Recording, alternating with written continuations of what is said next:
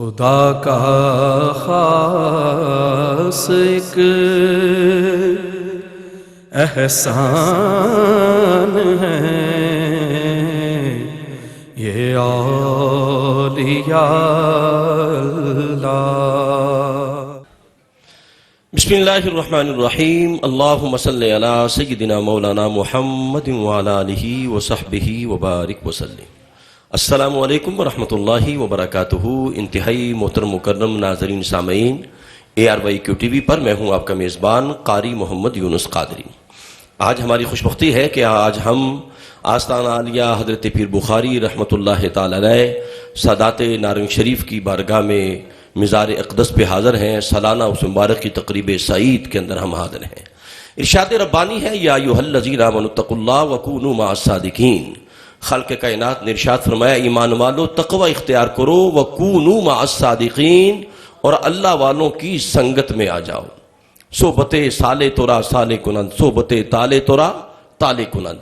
اللہ والوں کی جو صحبت ہے اس کا حکم خود رب کائنات نے قرآن پاک میں جا بجا ارشاد فرمایا ہے۔ کہیں فرمایا فادخلی فی عبادی وادخلی جنتی، کہیں رب کائنات نے فرمایا وتوفنا مع الابرار۔ اللہ والوں کی جو سنگت ہے، صحبت ہے، اس کی بڑی برکات ہیں۔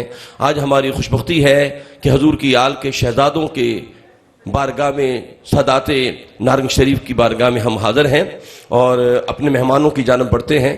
ہماری خوش بختی ہے کہ اس درگاہ اقدس کے سجادہ نشینان میرے ساتھ جلوہ فرما ہیں۔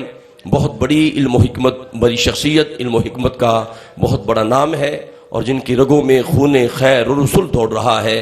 خون خیر رسول، قربان جاؤں، اعلیٰ حضرت نے سلوٹ پیش کیا تھا کہ خون خیر الرسل سے ہے جن کا خمیر، ان کی بے لوث طینت پہ لاکھوں سلام۔ درگاہ اقدس کے سجادہ نشین میرے درمیان جلوہ فرما ہیں حضور قبلہ حضرت پیکر محبت، پیکر شفقت، خانواد نبوت کے شہزادے، درگاہ اقدس کے سجادہ نشین، علم و حکمت کا بہت بڑا نام جناب قبلہ ڈاکٹر سید طاہر رضا بخاری صاحب۔ السلام علیکم سر، قبلہ آپ کا خیر مقدم ہے جی۔ اور ہماری خوش بختی ہے میرے بائیں جانب دل کی جانب جلوہ فرما ہے انتہائی معتبر ہستی اس درگاہ اقدس کے سجادہ نشین پیر طریقت جناب حضور قبلہ صاحبزادہ پیر سید فیض الحسن شاہ صاحب بخاری۔ السلام علیکم شاہ صاحب قبلہ۔ شاہ جی قبلہ آپ کا خیر مقدم ہے۔ اور ہمارے درمیان سادات نارنگ شریف پیر بخاری کے پوری دنیا میں لاکھوں ہزاروں کروڑوں عشاقان مصطفیٰ سادات سے محبت کرنے والے ہیں، اور تمام ان محبین کی آنکھوں کا جو تارا ہے وہ ہمارے درمیان جلوہ فرما ہے۔ اس درگاہ اقدس کا جو نور جن کے چہرے سے اور زبان سے جھلکتا نظر آتا ہے، صاحبزادہ والا شان جناب صاحبزادہ پیر سید محمد علی حیدر شاہ صاحب بخاری۔ السلام علیکم شاہ صاحب قبلہ، آپ کا خیر مقدم ہے جی۔ اور ہمارے درمیان جلوہ فرما ہے ناظم تعلیمات ہیں جامعہ محمدیہ ابراہیمیہ کے، اور محراب و منبر کی زینت ہے، بہت بڑی علم و حکمت کی شخصیت۔ الحمدللہ خوش بخت وہ لوگ ہیں کہ جنہیں اس عظیم آستانے کے محراب و منبر کی اللہ پاک نے زینت بنایا ہے، حضرت علامہ مولانا قاری محمد یونس نقشبندی صاحب۔ السلام علیکم قاری صاحب۔ قاری صاحب آیات ربانی سے آغاز کریں گے، تلاوت کلام پاک سے ہمارے قلوب کو منور فرمائیں۔ اعوذ باللہ من الشیطان الرجیم،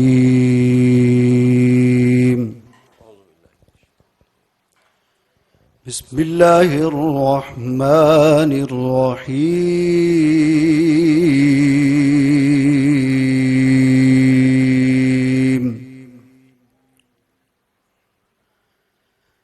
سبحان ربک رب العزة عما يصفون،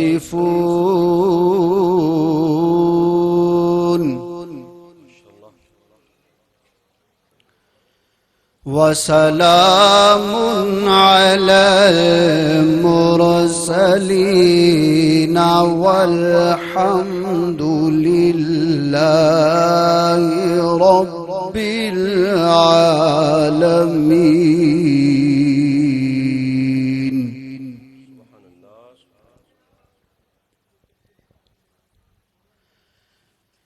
سبحان ربك رب العزة عما يصفون وسلام على المرسلين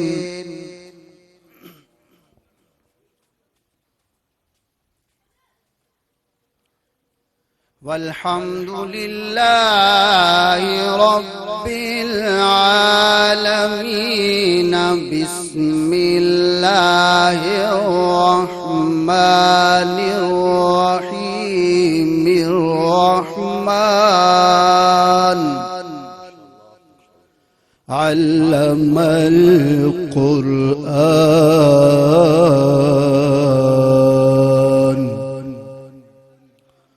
خلق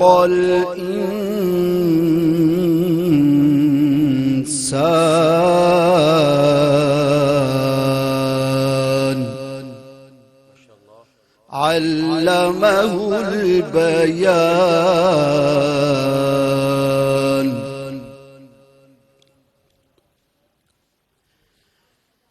والحمد لله رب العالمين.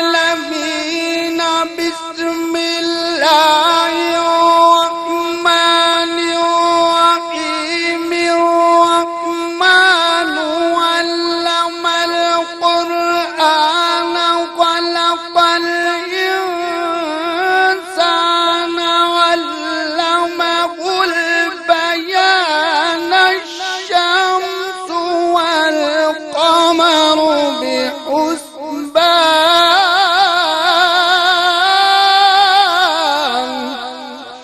ما شاء الله سبحان الله. علمه البيان. الشمس والقمر بحسبان. صدق الله العظيم. سبحان اللہ سبحان اللہ. آیات ربانی پیش کرنے کا اعزاز اور شرف پا رہے تھے قاری محمد یونس نقشبندی. حدیث قدسی ہے، کریم آقا علیہ السلام کا فرمان علی شان ہے، من شغلہ القرآن و ذکری ام مسئلتی اعطیتہ افضل ما اوتی السائلین. فرمایا جو بندہ قرآن اور اللہ کے ذکر میں اتنا مشغول ہو جائے ام مسئلتی کہ وہ دعا کا ٹائم بھی قرآن پاک کو دے دیتا ہے، تو فرمایا اعطیتہ افضل ما اوتی السائلین، اللہ جل مجدہ سے مانگنے والوں سے بھی زیادہ عطا فرماتا ہے. میں حاضر ہوتا ہوں درگاہ اقدس کے سجادہ نشین کی بارگاہ اقدس میں، کہ ڈاکٹر صاحب کی بارگاہ میں. ڈاکٹر صاحب پہلا سوال آپ کی خدمت عالی میں میرا ہے کہ عرس کا معنی کیا ہے، اس کا مفہوم کیا ہے، اور اس کا ہم اہتمام کیوں فرماتے ہیں؟ بسم اللہ جی. بسم اللہ الرحمن الرحیم. میں سب سے پہلے تو شکریہ ادا کرتا ہوں ARYQ TV کا، جن کی وساطت سے اس خصوصی ٹرانسمیشن کا اہتمام ہوا اور یہ اس وقت پوری دنیا کے ناظرین اس سے استفادہ کر رہے ہیں. بہت شکریہ. اور آپ کا بھی شکریہ، اور حضرت صاحبزادہ پیر سید فیض الحسن شاہ صاحب بخاری، آپ جلوہ افروز ہیں، اور میری از حد خوش قسمتی اور خوش بختی ہے کہ میں اپنے آبائے کرام کے قدموں میں موجود ہوں. میرے لیے اس سے بڑھ کر اور کوئی خوش بختی اور کوئی سعادت نہیں ہو سکتی. جو آپ نے سوال پوچھا ہے، سوال کا جواب تو شاید آپ میرے سے بھی زیادہ بہتر دے سکتے ہوں، لیکن چونکہ اس پینل ڈسکشن کا ایک فارمیٹ ہے، اس کا تقاضا ہے، تو عرس کا جو ہے موقع، یہ بنیادی طور پر ایک روحانی فیسٹیول ہے، ایک خوشی اور مسرت اور انبساط کا اس اعتبار سے موقع جانا جاتا ہے کہ جو صاحب عرفان ہستی ہوتی ہے، جو اللہ تعالیٰ کا مقرب بندہ ہوتا ہے، دنیا سے جب وہ رخصت ہوتا ہے تو جس اعزاز اکرام کے ساتھ وہ دنیا سے جاتا ہے اور جس شوق کے ساتھ ملائکہ اس کو ریسیو کرتے ہیں، تو اس خوشی اور مسرت کے مقام کو عرس یعنی خوشی کے ساتھ تعبیر کیا جاتا ہے. اور اسی سبب پھر اس کے اس خاص یوم کو اللہ تعالیٰ کے انوار و تجلیات کے حوالے سے بھی ایک اعزاز اور امتیاز میسر ہے. اور بہت معروف جو فرمان ہے، نم کا نعمت العروس کے ایسے سو کہ جیسے عروس. تو نم کنو مثل عروس، واہ عروس واہ، کے سبحان اللہ۔ اسی سے یہ عرس کا جو مفہوم اور لفظ جو ہے اس کو استنباط یعنی ایسے کیا گیا سولے ہے، جیسے پہلی رات کی دلہن سوتی دلہن سوتی واہ ہے، واہ اور واہ۔ بزرگ کہتے ہیں کہ پہلی رات کی دلہن کو اپنے محبوب کی آمد کے سبب نیند ہی کب آتی ہے۔ کیا کہنے، واہ واہ۔ تو یہ ایک خوشیوں کا موقع ہوتا ہے۔ اس کے ساتھ دوسرا جو اس کے ساتھ جو ایک فکر وابستہ ہے وہ یہ ہے کہ یہ صوفیاء اور اولیاء جو ان کی زندگی اللہ رب العزت کے اس پیغام کو اور نبی اکرم رسول محتشم صلی اللہ علیہ وسلم آپ کی شریعت اور آپ کے دین کو دنیا میں عام کرنے کے لیے جس انداز میں صرف ہوئی، اور انہوں نے جس طرح بندگان خدا کو اللہ رب العزت کی بارگاہ میں راغب کیا اور دین کی ترویج کی اور ان کے دلوں کو نور اسلام سے جس طرح مزین منور اور آراستہ کیا، جی ڈاکٹر صاحب، اور بالخصوص اگر ہم اس خطے میں دیکھیں تو یہ کفرستان اس کو جس طرح ایک اسلام کا قلعہ بنایا، اور وہ لوگ جو کہیں مندروں میں، کہیں گردواروں میں، کہیں مختلف معبدوں میں بتوں کی پوجا کرتے تھے، ان کو ایک اللہ کی وحدانیت سے آشنا کیا اور نبی اکرم صلی اللہ علیہ وسلم کی رسالت اور اسلام کی صداقت کے نور سے ان قوم، قبیلوں اور خطوں کو آراستہ کیا۔ کیا بات، تو اس کا ایک جو قرض ہے واہ واہ، اور جو ایک اس احسان شناسی کے طور پر ان کی بارگاہوں میں حاضری ہے، وہ اس خاص موقع کے لیے مختص کی جاتی ہے۔ اب تیسرا اس میں یہ ہوتا ہے کہ ان کا جو قرض ہے، ان کا جو فرض ہے، ان کی جو احسان مندی ہے، وہ تو سدا ہے، ہمیشہ ہے، سال کے 12 ماہ ہے، تو پھر کوئی ایک دن مختص کیوں کر دیا جاتا ہے؟ تو دین کی ہماری جو اسپرٹ ہے، جو روح ہے، اس کے اندر جو ہمارے مختلف امور ہیں اور مختلف جو ایونٹس ہیں، ان کے انعقاد کے لیے جس طرح اور مختلف اوقات کا تعین کیا جانا، واہ واہ، وہ کہیں کوئی اتنا دین سے دور نہیں ہے۔ اس طرح بزرگوں کے دن اور عرس کے موقع کے تعین کو بھی دین سے کوئی بہت دور تصور نہیں کیا جا سکتا۔ تو بنیادی طور پر اس خطے میں چونکہ صوفیاء اور ان اولیاء، ڈاکٹر صاحب آپ نے ایک بڑی خاص بات فرمائی ہے کہ ان لوگوں نے جو بندوں کا اللہ سے ٹوٹا وہ رشتہ تھا، انہوں نے اللہ سے جوڑا، پھر اللہ پاک نے بندوں کو ان کے ساتھ جوڑ دیے، سبحان اللہ، ان کی محبتیں ان کے ساتھ مل گئی، سبحان اللہ۔ ایسا ہی ہے جی۔ تو یہ دراصل جب نبی اکرم رسول محتشم صلی اللہ علیہ وسلم آپ نے خطبہ حجۃ الوداع پر یہ ارشاد فرمایا تھا کہ میرا یہ پیغام جو سن رہے ہیں وہ قیامت تک آنے والی انسانیت تک پہنچائیں، تو یہ پیغام لے کر پھر وہاں سے اہل بیت اطہار اور صحابہ کرام رضوان اللہ علیہم اجمعین دنیا کے کونے کونے میں پہنچے، اور یہ خطاب بطور خاص ان سادات کرام اور صوفیاء اور اولیاء ان کی جو مسائی تھی اس سے آشنا ہوا، آشکارا ہوا، اور پھر یوں یہاں پر وحدانیت اور نبی صلی اللہ علیہ وسلم کی رسالت اور اسلام کی صداقت، اس کے پرچم سر بلند ہوئے، اور پھر یہاں پہ ایک سلاسل اور جو ہمارے صوفی آرڈرز ہیں ان کی یہاں پہ آمد ہوئی۔ اور سب سے پہلے آپ جانتے ہیں کہ یہاں پہ جو اولیت کا اعزاز ہے وہ مرکز تجلیات، منبع فیض و برکات الشیخ سید علی بن عثمان الحجویری حضرت عطا گنج بخش آپ کو میسر ہے، اور اس کے بعد ایک باقاعدہ جو سلسلہ ہے جس کے سرخیل حضرت خواجہ معین الدین چشتی ہیں، تو سلسلہ چشتیہ اس نے اوائل دور میں بہت گراں قدر خدمات سر انجام دیں۔ اس کے بعد اس کے پیرالل سہروردی ہیں جنہوں نے ملتان کو اپنا مرکز بنایا، اس کے ساتھ بعد میں قادری آتے ہیں، اور پھر حضرت مجدد الفسانی اور آپ کے پیر و مرشد حضرت باقی باللہ آپ کی جو قدوم میمنت ہیں، ان کے سبب پھر یہاں پر نقشبندی سلسلہ اس نے ترویج دین کے حوالے سے اور اشاعت اسلام کے حوالے سے میں کراچی میں اذان کا ٹائم ہے، پھر میں یہیں سے بات کو جوڑوں گا۔ ناظرین کرام ہمارے ساتھ رہیے، سادات کے قدموں میں بیٹھے ہیں اور سادات نارنگ شریف کی بارگاہ میں اور خانوادہ حضرت پیر بخاری کی بارگاہ میں حاضر ہے۔ ملاقات کرتے ہیں وقفے کے بعد۔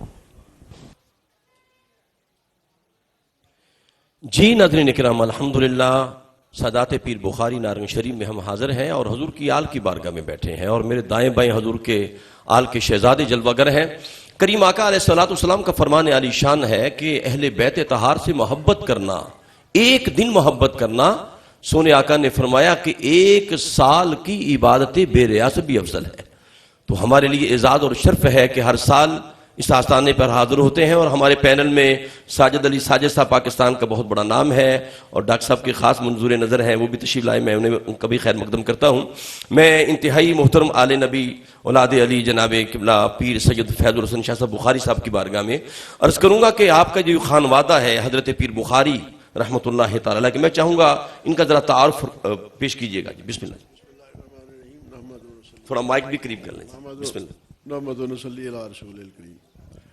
حضور پیر سید محمد ابراہیم شاہ صاحب بخاری رحمۃ اللہ علیہ، ماشاءاللہ، آپ خانوادہ پیر بخاری اس ایریا میں، یہاں پہ آپ اس مائک تھوڑا اور قریب، ہاں جی آپ جی، اس خانوادہ پیر بخاری کے جو سرخیل ہے یہاں پہ اس ایریا میں پیر سید محمد ابراہیم شاہ صاحب بخاری ہیں۔ سبحان اللہ۔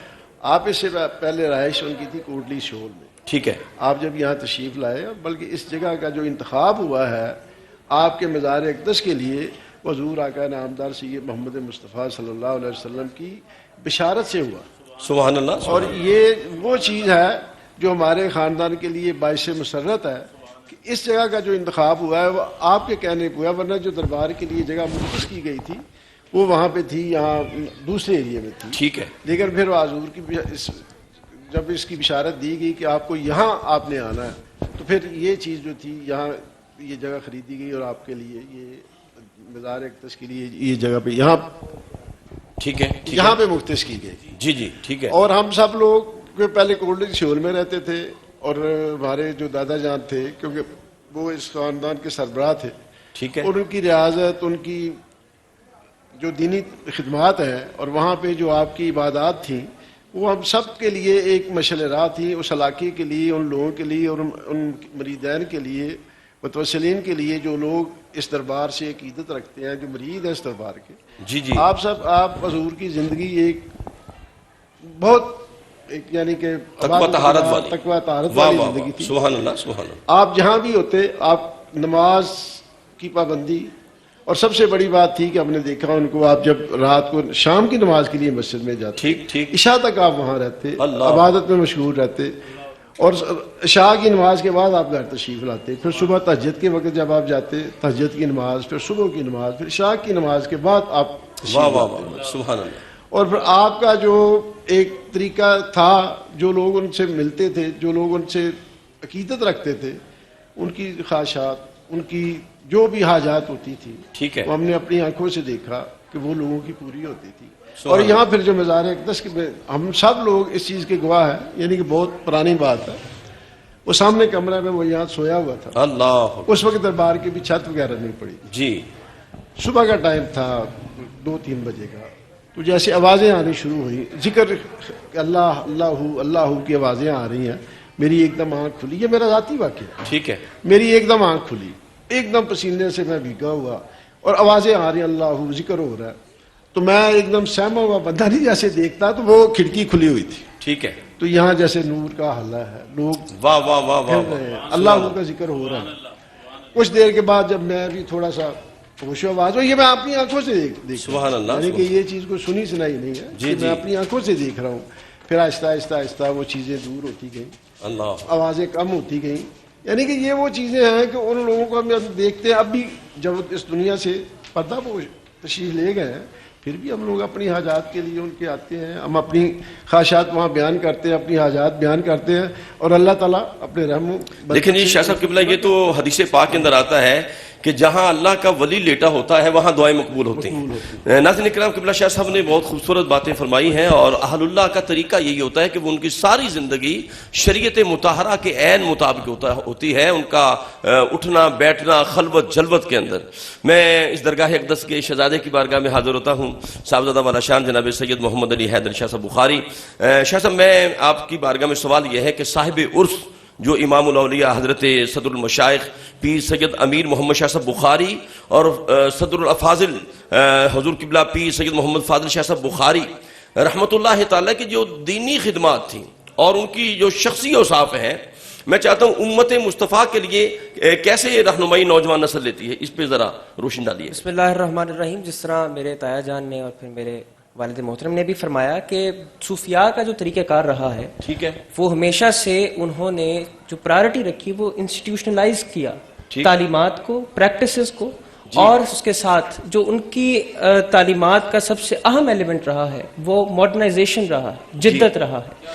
کبھی بھی ان کی تعلیمات میں یہ نہیں رہا کہ انہوں نے تعلیمات کو پریکٹیکلی امپلیمنٹ اس طرح کیا ہو جس طرح شاید گزرے ہوئے دور میں تھا، بلکہ انہوں نے تمام تعلیمات کو آنے والے وقت کی مناسبت اور مطابقت کے ساتھ اور اس دور میں موجود لوگوں کے ساتھ ریلیونٹ کر کے اس کو آگے منتقل کیا۔ اب اس کی مثال ہمیں ملتی ہے جس طرح صوفیاء یہاں تشریف لائے، ہندوستان میں انہوں نے جس طرح تعلیمات کا مرکز قائم کیا، اور وہاں پر پھر ہمیں ماڈرنائزیشن کا ایک ذریعہ قوالی نظر آتا ہے، جس طرح انہوں نے کس طرح تعلیمات کو اور یہاں پر جو ٹرینڈز تھے ان کو بلینڈ کیا اور پھر اس کو آگے لوگوں تک منتقل کیا۔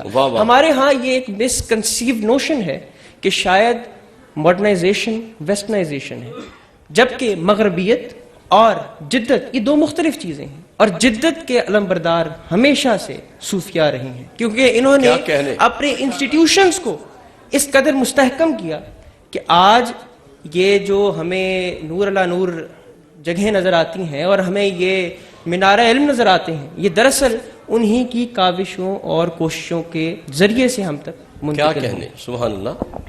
شاہ جی یقین کریں آپ گفتگو کر رہے تھے، میرا جی چاہتا تھا بس آپ ہی گفتگو کریں۔ یہ میرا بھی یہی جی چاہتا تھا کہ آپ ہی گفتگو کریں۔ انہوں نے جو بات کی ہے وہ بہت زبردست ہے کہ صوفی جو ہے ہم یہ سمجھتے ہیں کہ وہ شاید ان کی بات سے میرے ذہن میں یہ بات آگے آئی ہے کہ شاید وہ سوسائٹی سے یا عصری تقاضوں سے ذرا کٹا ہوا ہوتا ہے، حالانکہ ان کی بات کے بعد اب میں یہ نتیجہ اخذ اور بلکہ اسٹیبلش کرتا ہوں کہ نہیں، صوفی کا ہاتھ سوسائٹی اور اس عہد کی نبض پر ہوتا ہے۔ واہ واہ واہ واہ، وہ جانچتا ہے کہ اس عہد کا تقاضا کیا ہے، کیا کہنے، اور وہ جینیس ہوتا ہے۔ واہ واہ واہ، اور جینیس جو ہے وہ اویلیبل ریسورسز کو بلینڈ کر کے نئی ایک جو روایت ہے اس کو جنم دیتا ہے۔ واہ واہ واہ، جیسے اس خطے کے جو انگریڈینٹس ہیں، اجزائے ترکیبی ہیں، ان میں موسیقی ہے، صحیح ہے، بھجن ہے۔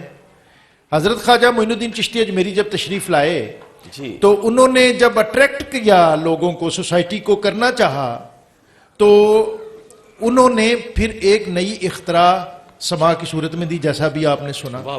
اور پھر انہوں نے صاحب نے بڑا کمال کا جملہ کہا کہ جو اولیاء صوفیہ ہوتے ہیں وہ حالات کے مطابق نبض پہ ہاتھ رکھتے ہیں، پھر اس کی تشریح کرتے ہیں۔ اور اگر میں اس کو تھوڑا پیچھے جاؤں، مجھے نہیں پتا ٹائم کتنا ہے، لیکن میں یہ بتاؤں کہ عرب کا جو معاشرہ اور کلچر تھا، اس کے اندر شعر تھا، قصیدہ تھا، اور فصاحت تھی، بلاغت تھی، خطبہ تھا، اور نبی اکرم رسول محتشم صلی اللہ علیہ وسلم کی بارگاہ میں بہت سے قبائل آئے جنہوں نے کہا کہ جی پیغام بعد میں سنیں گے، پہلے ہمارا ایک شاعر ہے، اس کے مقابلے میں اپنا شاعر لائیے، ہمارا ایک خطیب ہے، اس کے مقابلے میں اپنا خطیب لائیے۔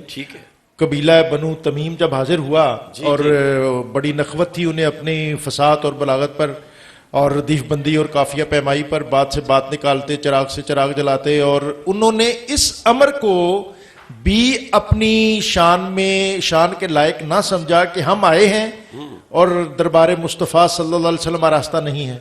نبی اکرم صلی اللہ علیہ وسلم آرام کے لیے حجرہ ناز میں تشریف لے گئے، تو انہوں نے انتظار نہ کیا بلکہ آوازیں دینا شروع کر دی، یا محمد اخرج علینا، تو قرآن پاک کی آیت نازل ہوئی، ان الذین ینادونک من وراء الحجرات اکثرہم لا یعقلون۔ اے حبیب، یہ جو آپ کو گھروں کے، آپ کے حجرے کے باہر سے آوازیں دیتے ہیں، آپ کی طبیعت ناز پر یہ گراں گزرا ہے، لیکن ان کو تو ادراک ہی نہیں ہے کہ وہ کہاں حاضر ہیں۔ اب جب محفل سجی تو انہوں نے کہا کہ یا رسول اللہ، ہم عرب کے اندر ہماری فصاحت اور بلاغت کا جوبن اور شباب ہے، ہم آپ کا میسج، مشن، پیغام اس پر بعد میں بات کریں گے، ہمارا شاعر ہے، اس کے مقابلے میں اپنا شاعر لائیے۔ حضرت حسان بن ثابت کے آگے پھر کون ٹھہر سکتا تھا، اور قیس جو آپ کے خطیب تھے ان کے آگے کون ٹھہر سکتا تھا۔ اقرا بن حابس اٹھے اور انہوں نے گھٹنے ٹیکے اور کہا یا رسول اللہ، آپ کا شاعر ہمارے شاعر سے بڑھ کر ہے، اور آپ کا خطیب ہمارے خطیب سے بڑھ کر ہے۔ تو یعنی اس دور میں جو کسی قبیلے کے لیے سب سے بڑا مقام وہ ہوتا تھا جب ان کے ہاں کسی شاعر کا ظہور ہوتا تھا. اور پھر آپ نے پری اسلامک ساری ہسٹری پڑھی ہے کہ جو قبائل حج سے قبل عکاظ کے میلے سجدے تھے اور اس میں ہر شاعر ہر قبیلہ اپنا شاعر لے کے آتا تھا اور پھر وہ قصیدہ پیش کرتا تھا اور جو قصیدہ ٹاپ کا ہوتا تھا وہ خانہ کعبہ کے پردوں کے ساتھ لٹکا دیا جاتا تھا اور 7 معلقات 7 سسپینڈڈ پوئمز جو ہیں تو اس عہد کی جو ریکوائرمنٹ تھی اس کے مطابق پھر قرآن فصاحت و بلاغت ایسی لے کے آیا کہ جب یہ عرب مکہ کے پردوں کے ساتھ حرم کے اور کعبے کے پردوں کے ساتھ ان کے قصیدے لٹکے ہوئے تھے تو اس میں انا اعطیناک الکوثر فصلی لربک وانحر ان شانئک هو الابتر. تو ان کا استاد اپنی قلم زبان میں لے کے دنگ ہو کے یہ لکھنے پہ مجبور ہو گیا کہ یہ کسی انسان کا کلام نہیں ہے.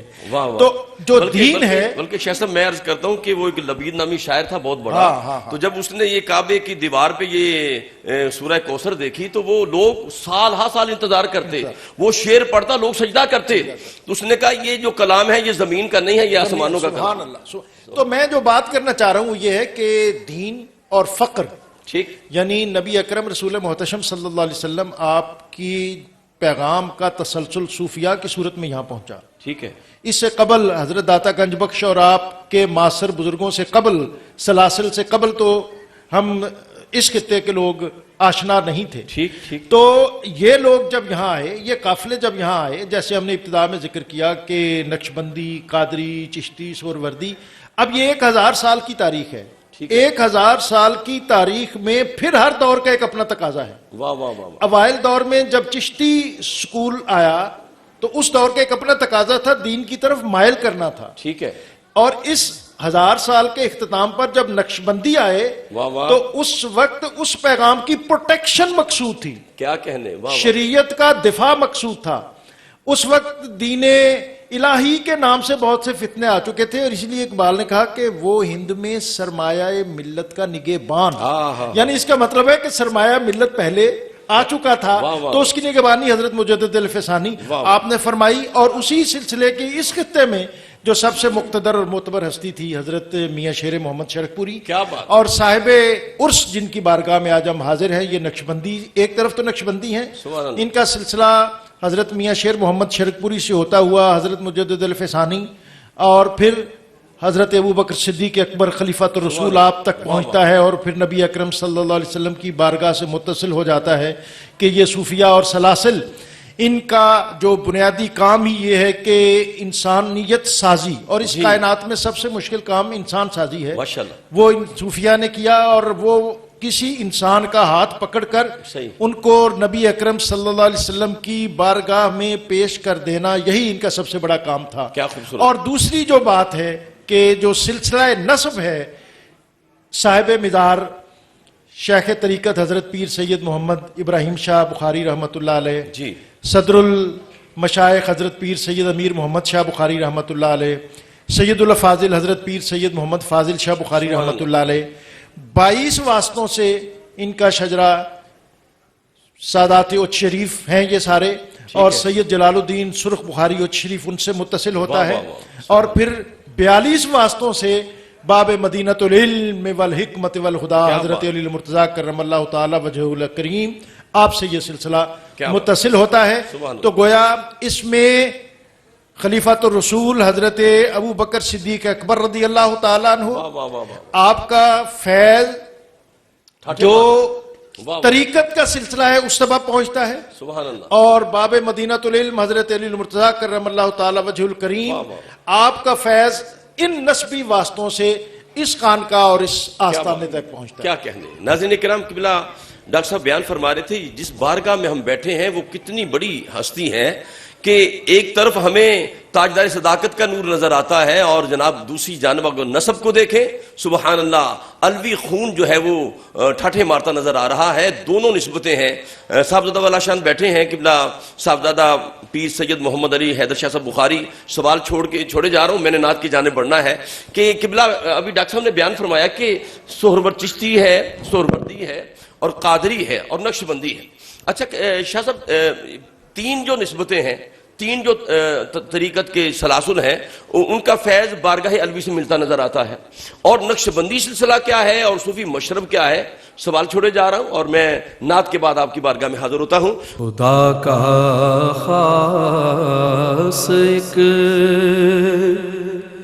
احسان ہے یہ اولیاء اللہ.